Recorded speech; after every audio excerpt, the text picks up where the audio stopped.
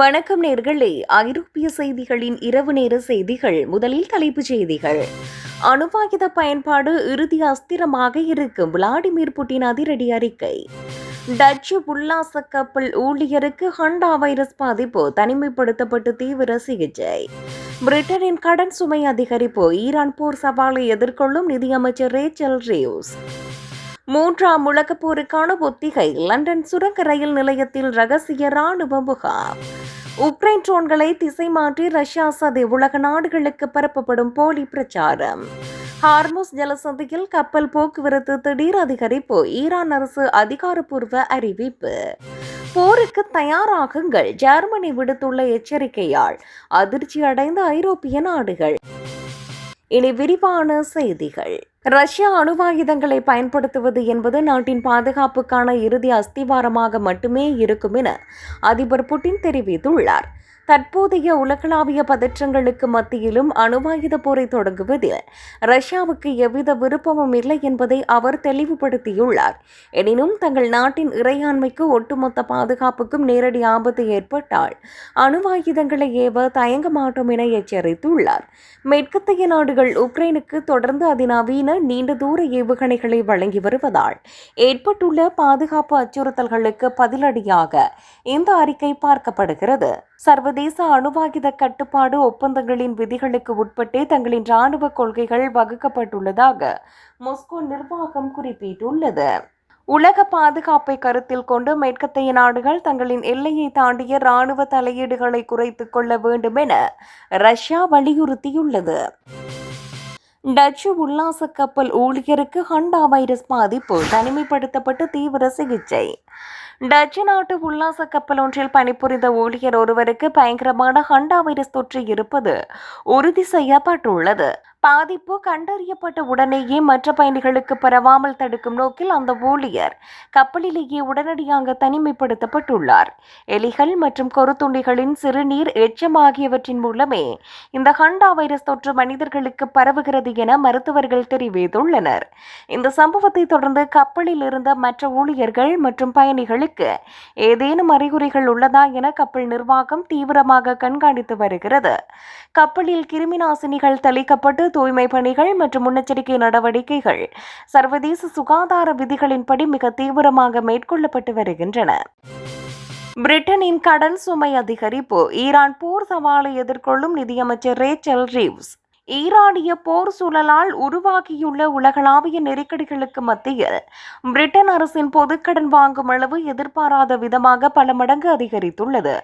நாட்டின் பொருளாதார சவால்களை சமாளிக்க வேண்டிய கட்டாயத்தில் இருக்கும் பிரிட்டன் நிதியமைச்சர் ரேச்சல் ரீவ்ஸுக்கு இந்த திடீர் கடன் உயர்வு பெரும் நெருக்கடியை ஏற்படுத்தியுள்ளது.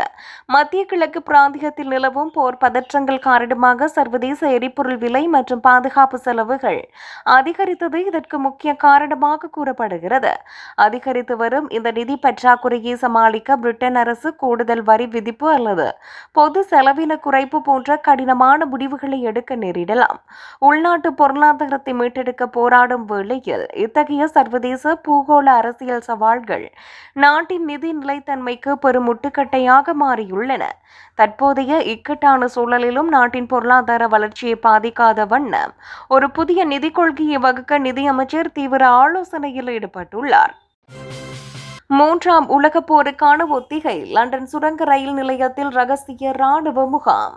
லண்டனின் சாரிங் கிராஸ் என்ற பயன்படுத்தப்படாத சுரங்க ரயில் நிலைய பகுதி ரகசிய ராணுவ பங்கராக மாற்றப்பட்டுள்ளது. 2030ஆம் ஆண்டில் ரஷ்யாவிடமிருந்து ஏற்படக்கூடிய சாத்தியமான அச்சுறுத்தல்களை எதிர்கொள்ள நேட்டோ படைகள் இங்கு தீவிர பயிற்சியில் ஈடுபட்டுள்ளன. ரஷ்யா எஸ்டோனியா நாட்டின் மீது படையெடுத்தால் அதை எவ்வாறு முறியடிப்பது என்ற போர் ஒத்திகை இங்கு நடத்தப்பட்டது. இந்த தற்காலிக பங்கரில் அதிநவீன கணினிகள், திரைகள் மற்றும் தொழில்நுட்ப வசதிகள் கொண்ட கட்டளை மையம் அமைக்கப்பட்டுள்ளது. பிரிட்டன், அமெரிக்கா, பிரான்ஸ் மற்றும் இத்தாலி ஆகிய நாடுகளைச் சேர்ந்த நூற்றுக்கணக்கான ராணுவ வீரர்கள் இந்த பயிற்சியில் பங்கேற்றனர். நவீன கால போர்களில் மிக முக்கிய பங்கு வகிக்கும் ட்ரோன் தொழில்நுட்பங்களை எவ்வாறு கையாள்வது என்பது குறித்து இதில் ஆலோசிக்கப்பட்டது.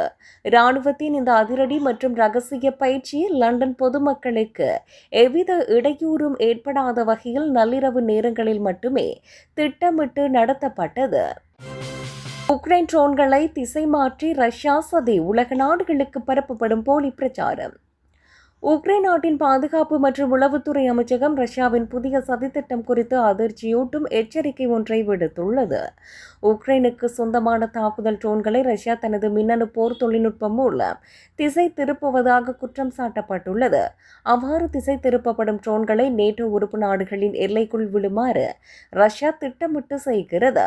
இதன் மூலம் உக்ரைன் நாடு ஐரோப்பிய நாடுகள் மீது தாக்குதல் நடத்த முயல்வது போன்ற ஒரு போலி பிம்பத்தை உருவாக்க ரஷ்யா முயல்கிறது.